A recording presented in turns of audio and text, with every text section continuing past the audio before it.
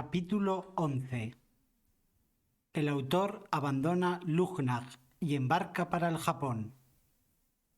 Desde allí regresa a Ámsterdam en un barco holandés y desde Ámsterdam a Inglaterra.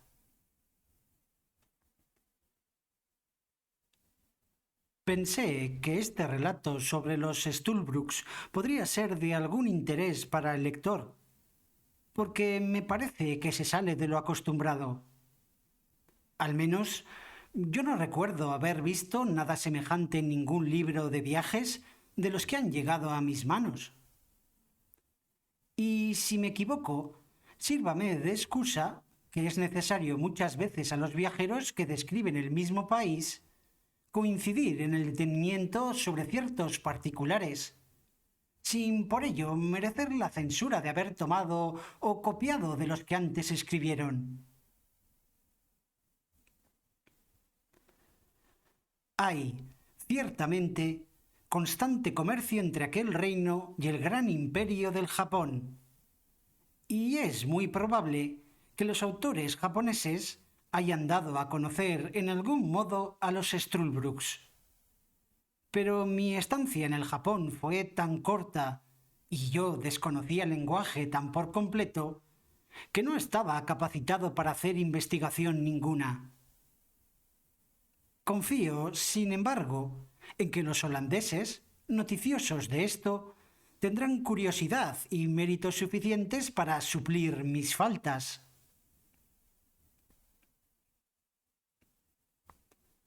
Su Majestad, que muchas veces me había instado para que aceptase un empleo en la corte, viéndome absolutamente decidido a volverme a mi país natal, se dignó concederme licencia para partir, y me honró recomendándome en una carta de su propia mano al emperador del Japón. Asimismo, me hizo un presente de 444 monedas grandes de oro. Esta nación se perece por los números que se leen igual cualquiera que sea el lado por el que se comience. Y también me dio un diamante rojo que vendí en Inglaterra por más de 1100 libras. El 6 de mayo de 1709 me despedí solemnemente de Su Majestad y de todos mis amigos.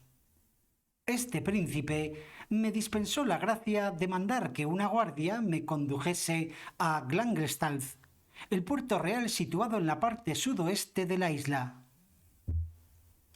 A los 6 días encontré un navío que me llevase al Japón y tardé en el viaje 15 días. Desembarcamos en el pequeño puerto llamado Yamoshi, situado en la parte sudeste del Japón.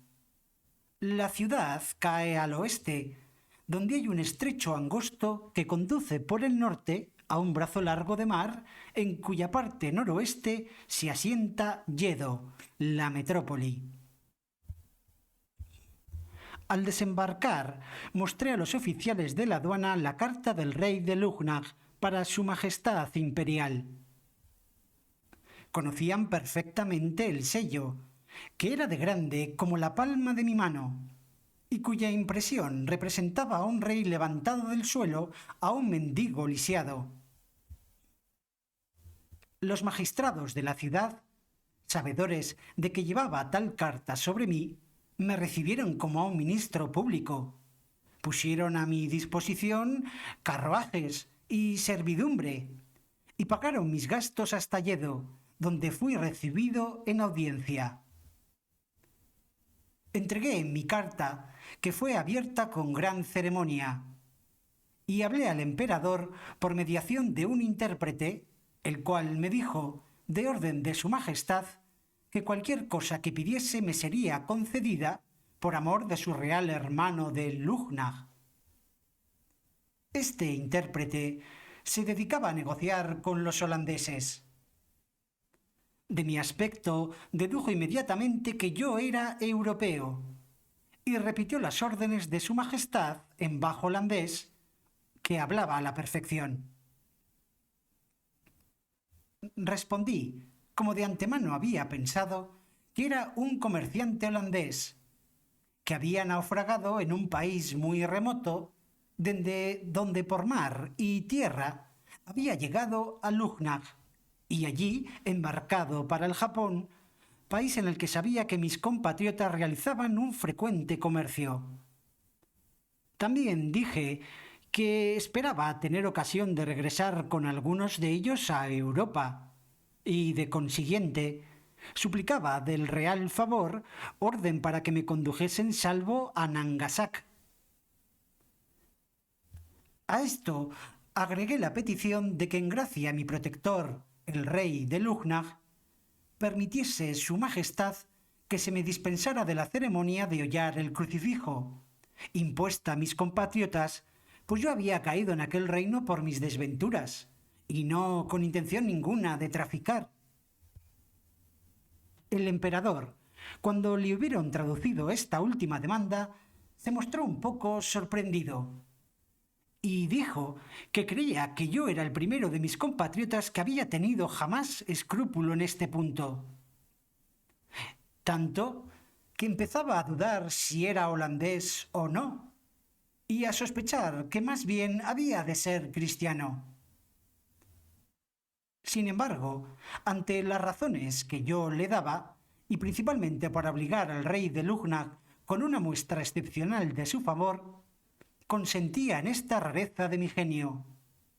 Eso sí, el asunto debía llevarse con mucho tiento, y sus oficiales recibirían orden de dejarme pasar como por olvido, pues me aseguró que si el resto de mis compatriotas, los holandeses, llegaran a descubrir el secreto, me degollarían de fijo en la travesía. Yo volví a darle gracias, valiéndome del intérprete por tan excepcional favor. Y como en aquel punto y hora se ponían en marcha algunas tropas para Nangasak, el comandante recibió orden de conducirme allá en salvo, con particulares instrucciones respecto del negocio del crucifijo. El 9 de junio de 1709 llegué a Nangasak, después de muy larga y molesta travesía. Pronto caí en la compañía de unos marineros holandeses pertenecientes a la Amboina de Ámsterdam, un sólido barco de unas 450 toneladas. Yo había vivido mucho tiempo en Holanda y, con ocasión de hallarme estudiando en Leiden, hablaba, por cierto, muy bien el holandés. Los marinos supieron pronto de dónde llegaba y mostraron curiosidad por averiguar mis viajes y mi vida. Yo les conté una historia tan corta y verosímil como pude, pero ocultando la mayor parte. Conocía a muchas personas en Holanda y pude inventarme el nombre para mis padres, de quienes dije que eran gente oscura de la provincia de Gelderland.